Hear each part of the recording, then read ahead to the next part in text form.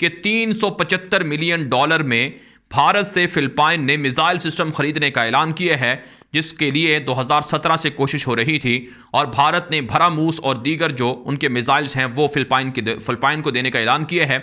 जो ताकतवर है वो हमेशा उसका राज रहा है, मौजूद भी है, आइंदा भी ऐसा ही रहेगा। इस मिसाइल की जितनी भी प्रोडक्शन है, मैन्युफैक्चरिंग है, कंपोजिंग है और उसके बाद एक्सपोर्ट भी है, वो भी इंडिया खुद कर रहा है। हमेशा से इंडिया जो है बहुत ही अक्लमंदाना फैसले करता आया है। वो ये नहीं चाहते हैं कि वो जो है ना किसी के ऊपर डिपेंड करें। पाकिस्तान में ऐसा कुछ भी नहीं है। क्यों? कि हमारे ऊपर कोई भरोसा ही नहीं करता। ब्रह्मोस मिसाइल जो है वो उनके पास होगा तो दूसरे कंट्रीज को जो है एक डर होगा। तो हमारा इमेज इंडिया के बराबर जीरो है, बिल्कुल जीरो है। तो आप इससे अंदाजा कर सकते हैं कि पाकिस्तान की डैम्स की सूरत हाल क्या है। और इसके बरक्स भारत में कहा जाता है कि 5000 के करीब डैम्स है और बड़ा ही जबरदस्त निजाम है कि इनके पास है। ये कभी भी हमने ऊंची नीची की, हैंकी फैंकी की तो ये कुछ भी कर सकते। शर्म भी नहीं आती हमें, और हमें एटमी कुव्वत है, अपने अल्लाह जी बड़े एटमी कुव्वत है और मांगने के लिए कशकोल लेके फिर रहे होते हैं।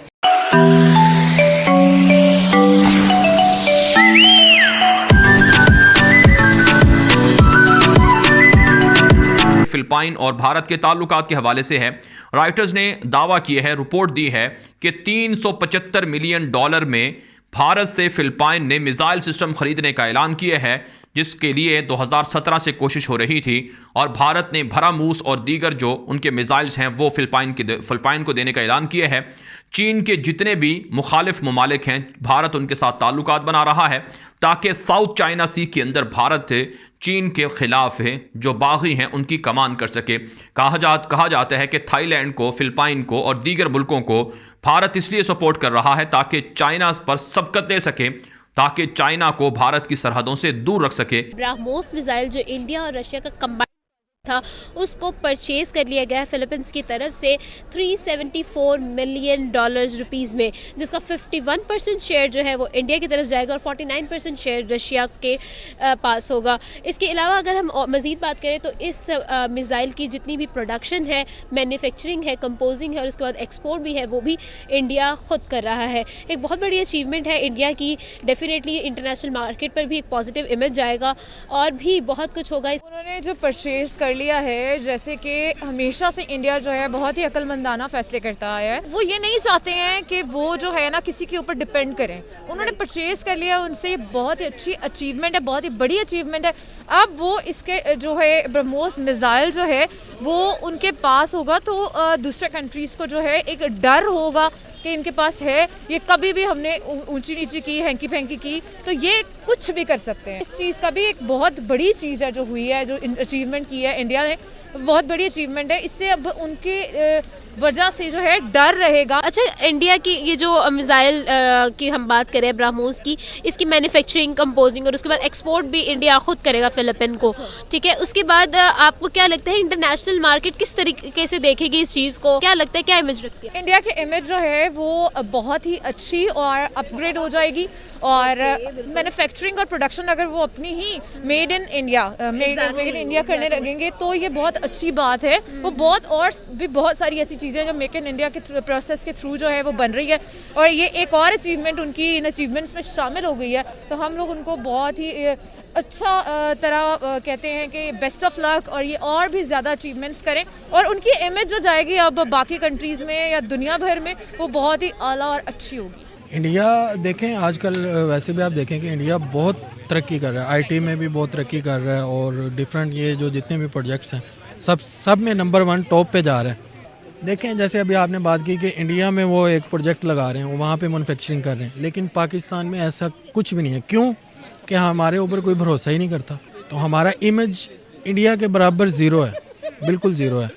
इंडिया तो बहुत आगे जा चुका हुआ है। इंडिया की बात की जाए तो वो काफ़ी ज़्यादा हार्ड वर्किंग पे है। इंडिया जो है काफ़ी ज़्यादा तरक्की कर रहा है और अपना नाम बना रहा है। देखें India frankly speaking is a good nation, like hard working nation, और हमें उनसे मोटिवेशन लेनी चाहिए कि हम लोगों को भी ऐसे प्रोजेक्ट्स क्रिएट करें कि हमारा इंटरनेशनल मार्केट में हम लोगों का नाम हो। पाकिस्तान सॉरी टू से इस फील्ड में बहुत वीक है कि ये डेकेड डैम्स डेकेड होगा और 10 साल में 10 डैम बनेंगे, जबकि हमने ये देखा कि पाकिस्तान में मोहम्मद डैम और बादशाह डैम जो इस हुकूमत के दौरान उनके लिए चंदा जमा किया गया और शुरू किए गए, लेकिन मोमन डैम 20 साल के बाद शुरू किया गया। तो आप इससे अंदाजा कर सकते हैं कि पाकिस्तान की डैम्स की सूरत हाल क्या है। और इसके बरक्स भारत में कहा जाता है कि कुल 5000 के करीब डैम्स हैं और बड़ा ही जबरदस्त निजाम है।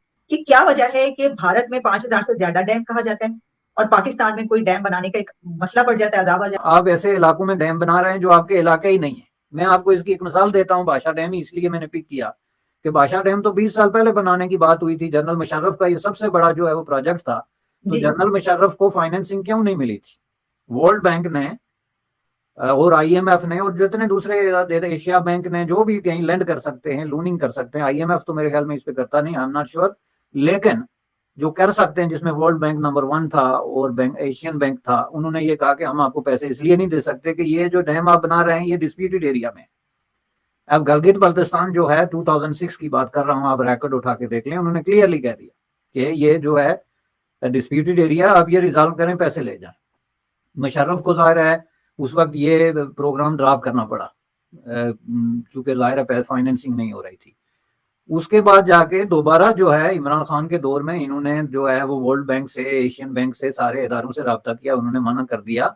और ये एक बहुत बड़ी स्ट्रगल रही है 6 साल में, जिसमें कि इमरान खान से पहले भी जो है वो नवाज शरीफ दौर के में भी जो है उन्होंने मुख्तलिफ इंस्टीट्यूशन से रब्ता किया और उनका यही जवाब था कि ये डिस्प्यूटेड एरिया में इन्वेस्टमेंट नहीं कर सकते। जिसका मतलब ये है कि आप जो है वो कश्मीर इशू, चूंकि गिलगित बल्तिस्तान कश्मीर इशू के साथ जुड़ा हुआ था, तो इसको रिजॉल्व करें। 2020 में जाके तो चाइना ने इस पे एग्री किया कि हम आपको देते हैं पैसे 2020 में।